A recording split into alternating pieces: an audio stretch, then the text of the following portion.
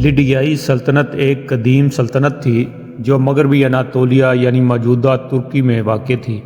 یہ سلطنت تقریباً 1200 قبل مسیح سے 546 قبل مسیح تک قائم رہی اور اپنی دولت، تجارت اور سونے کی وافر مقدار کے لیے مشہور تھی۔ لیڈیا کی سب سے نمایاں شراکت اس کا دنیا کا پہلا معروف سکے کا نظام متعارف کرانا تھا، جس نے تجارت میں انقلاب برپا کر دیا۔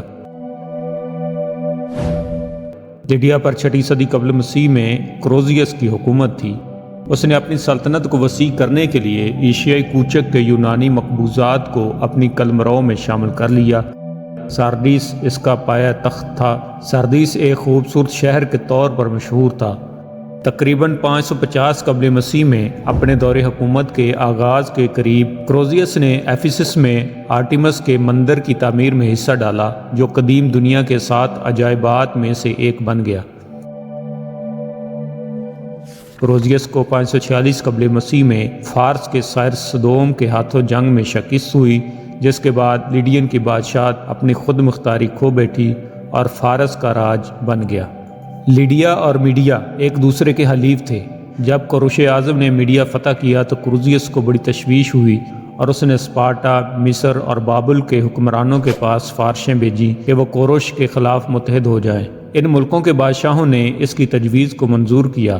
کروزیس نے یونان سے کرائے کے سپاہی بھی حاصل کیے تاکہ کوروش کی بڑھتی ہوئی طاقت کا مقابلہ کیا جا سکے، مگر بدقسمتی سے اس کا وہ ایجنٹ جسے اس نے یوجن سے کرائے کے گوریلے بھرتی کرنے کے لیے بھیجا تھا، ایران پہنچ گیا اور اس نے لیڈیا کے فوجی راز سائرس اعظم یا کوروش اعظم کو بتا دیے۔ کوروش اعظم نے پیشتر اس کے کہ لیڈیا کے اتحادی ممالک کوئی مددگار فوج بھیجتے لیڈیا کی طرف پیش قدمی کی۔ ادھر خود کروزیس نے بھی ایران پر حملہ کرنے کے لیے فوجیں بڑھائیں۔ دونوں بادشاہوں کی افواج کا آمنا سامنا پٹیریا کے صحرا میں ہوا۔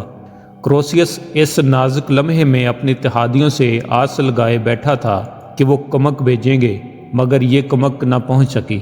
کروزیس اور کوروش کی فوجوں میں دن بھر جنگ ہوتی رہی، جس میں دونوں اطراف کا شدید جانی نقصان ہوا، لیکن فتح و شکست کا فیصلہ نہ ہو سکا۔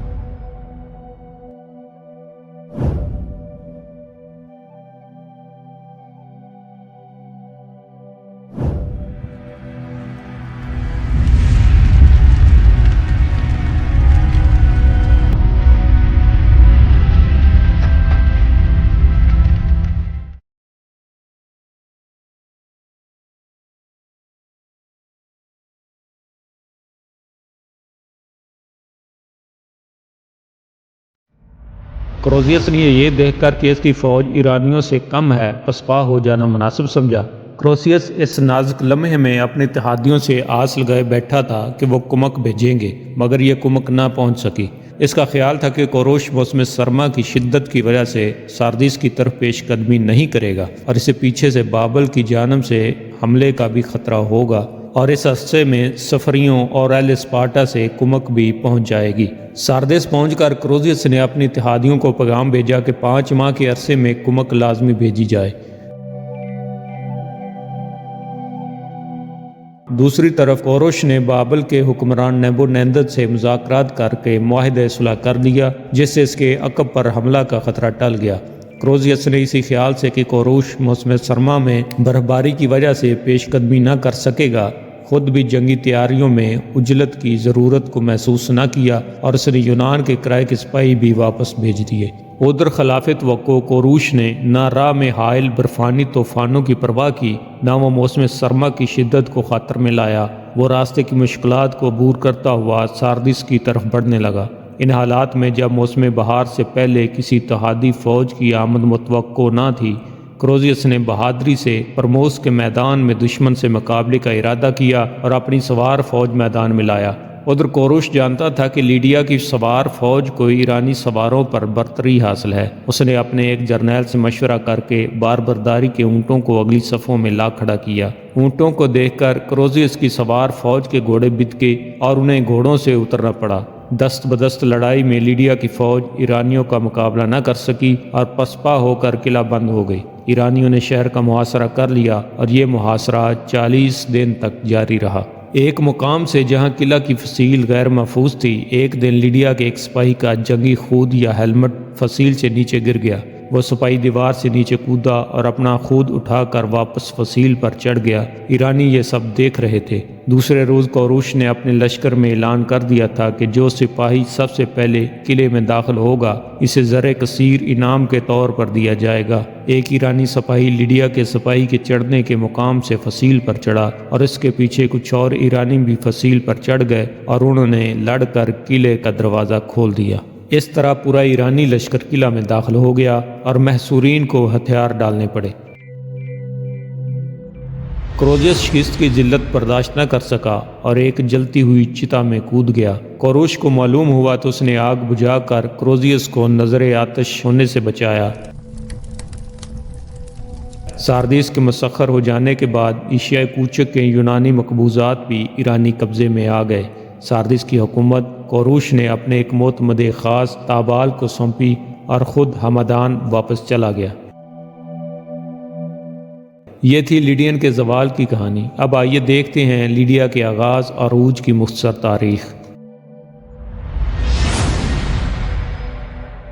ہیروڈوٹس کے مطابق لیڈین وہ پہلے لوگ تھے جنہوں نے سونے اور چاندی کے سکے استعمال کیے اور سب سے پہلے مستقل جگہوں پر تجارتی بازار اور دکانیں قائم کی۔ تاہم یہ معلوم نہیں ہے کہ ہیروڈوٹس کا مطلب یہ تھا کہ لیڈین ہی سب سے پہلے خالص سونے اور خالص چاندی کے سکے استعمال کرتے تھے یا عام طور پر پہلے قیمتی دھات کے سکے استعمال کرتے تھے۔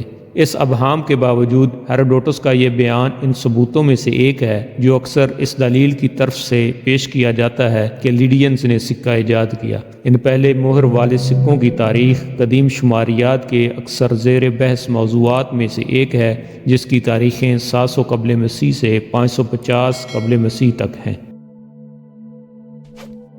یونانی افسانوں میں لیڈیا نے دوہری کلہاڑی کی علامت کو بھی اپنایا تھا جو کہ میسینائی تہذیب میں بھی ظاہر ہوتا ہے۔ ہیروڈوٹس کے مطابق لیڈس کی اولاد میں سے ایک ارڈانس تھا جو ایک وقت تک ہیراکلیس کے ساتھ خدمت میں رہا تھا۔ ہیراکلیس کا ایڈانس کی ایک لونڈی سے رشتہ تھا اور اس کا بیٹا الیکسیس ہیراکلڈ خاندان کا پہلا فرد تھا جس کے بارے میں کہا جاتا ہے کہ وہ لیڈیا پر 22 نسلوں تک حکومت کرتا رہا جس کی شروعات ایگرون سے ہوئی۔ گیجز پہلا بادشاہ ہے جس کا وجود عصری ریکارڈ سے ملتا ہے۔ اس کے دور حکومت کے نیم افسانوی بیانات کے مطابق وہ ڈیسائلس نامی ایک شخص کا بیٹا تھا اور ارسیلس نامی میلاسا کے کیرین شہزادے کی مدد سے کنگ کینڈولس کو معزول کر کے اقتدار میں آیا تھا۔ گیجز کا اقتدار میں اضافہ سیمارینز کے حملے کے بعد ہنگامہ آرائی کے دور کے تناظر میں ہوا۔ سیمارینز پونٹنگ سٹیپی کے خانہ بدوش لوگ تھے جنہوں نے مغربی ایشیا پر حملہ کیا تھا اور 675 قبل مسیح کے قریب اناتولیا میں پچھلی بڑی طاقت فریجیا کی بادشاہی کو تباہ کر دیا تھا۔ گیجز نے اپنی سلطنت کو مستحکم کرنے اور اسے ایک فوجی طاقت بنانے کے لیے سمیرین حملوں سے پیدا ہونے والے طاقت کے خلا کا فائدہ اٹھایا۔ اس نے نینوا میں سفارتکار بھیج کر سمیرین حملوں کے خلاف مدد حاصل کرنے کے لیے 9 اشوری عدالت سے رابطہ کیا۔ 644 قبل مسیح میں لیڈیا کو ان کے بادشاہ لیگڈامس کی قیادت میں سمیرینز کے تیسرے حملے کا سامنا کرنا پڑا۔ اس بار لیڈین کو شکست ہوئی، سارڈس تباہ کر دیا گیا اور گیجز کو ہلاک کر دیا گیا۔ گیجز کی جگہ اس کا بیٹا آرڈیس حکومت بنا جس نے اشور کے ساتھ سفارتی سرگرمیاں دوبارہ شروع کیں اور اسے سمیرینز کا بھی سامنا کرنا پڑا۔ آرڈیس نے یونانی شہر ملیتس پر حملہ کیا اور پرین شہر پر قبضہ کرنے میں کامیابی حاصل کی جس کے بعد پرین اپنے اختتام تک لیڈین سلطنت کی براہ راست حکمرانی میں رہا۔ آرڈیس کا دور حکومت مختصر تھا اور 637 قبل مسیح میں ایک تھریسین ٹریس قبیلہ جو تھراسین باسفورس کے پار ہجرت کر کے آیا تھا اور اناتولیا پر حملہ کیا تھا، انہوں نے دوبارہ لیڈیوں کو شکست دی۔ آرڈیس مارا گیا اور اس کے بیٹے سارڈیاٹس نے تخت سنبھالا۔ سارڈیاٹس کا انتقال 635 قبل مسیح میں ہوا اور یہ ممکن ہے کہ اس کے دادا گیجز اور اپنے والد آرڈیس کی طرح وہ بھی سمیرین سے لڑتے ہوئے مارا گیا ہو۔ سارڈیاٹس کے بیٹے ایلیٹس نے کامیابی سے لیڈیا کو ایک طاقتور سلطنت میں تبدیل کر دیا۔ ایلیٹس کے عروج کے فوراً بعد اور اس کے دور حکومت کے اوائل میں اشوریوں کی منظوری سے اور لیڈیوں کے ساتھ اتحاد میں اپنے بادشاہ میڈیز کے ماتحت سیتھینز اناتولیا میں داخل ہوئے۔ ٹریرس کو ایشیا مائنر سے نکال باہر کیا اور سمیرینز کو شکست دی۔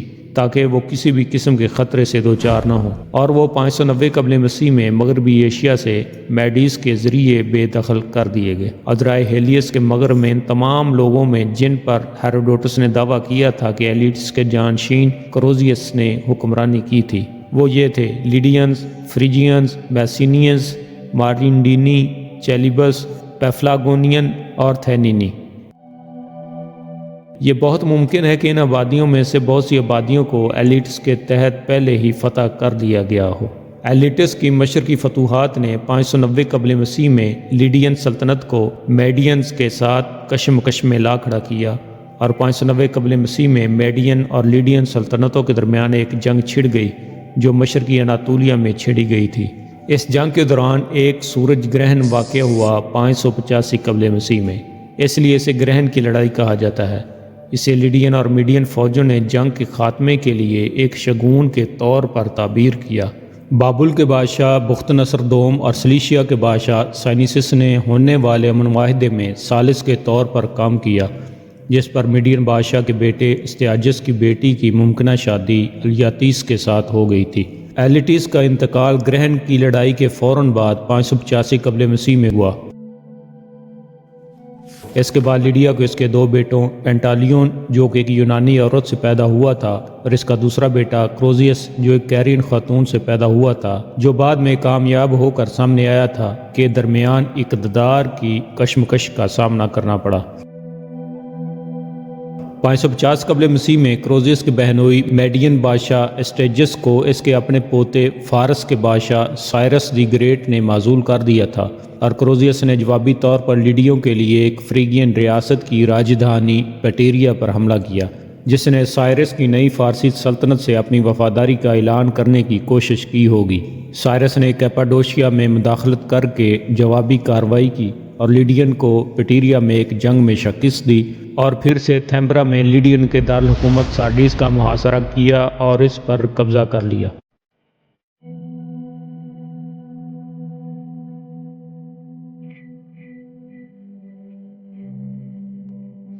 اس طرح مرمناد خاندان کی حکمرانی اور لیڈین سلطنت کا خاتمہ ہوا۔ اس کے بعد لیڈیا کبھی بھی اپنی آزادی دوبارہ حاصل نہیں کر پایا اور متواتر مختلف سلطنتوں کا حصہ رہا۔ سائرس نے 546 قبل مسیح میں دارالحکومت سارڈیس پر قبضہ کر لیا۔ اب لیڈیا سلطنت فارس کا ایک صوبہ بن گیا۔ جب رومن 133 قبل مسیح میں دارالحکومت سارڈیس میں داخل ہوئے تو لیڈیا رومی سلطنت کا حصہ بن گیا، جو ایک بہت ہی امیر رومی صوبہ تھا۔ ایشیا مائنر کے مغرب میں بہت جلد یہودی کالونیاں آباد ہو گئیں جہاں عیسائیت بھی موجود تھی۔